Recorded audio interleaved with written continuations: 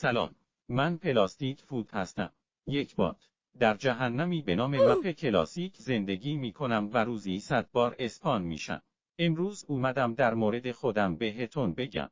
من هر روز به پلیرها کیل مفت میدم و با سنم رو پاره میکنم و مثل اسکولا روی ترپاشون راه میرم و فکر میکنن خیلی پرو هستم.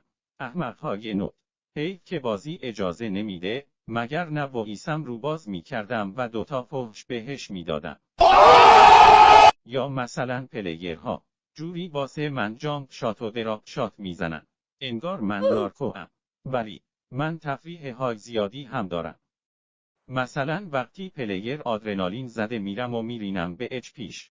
ها. یا مثلا وقتی کمپر لاشی کمپ کرده میرم و جاش رو لو میدم تا دیگه از این گوها نخوره.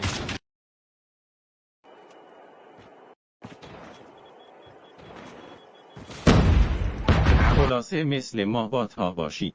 نه کمپ میکنیم، نه ترپ برمیداریم، نه کیل دوستامون رو لاش میکنیم. فعلا خداحافظ.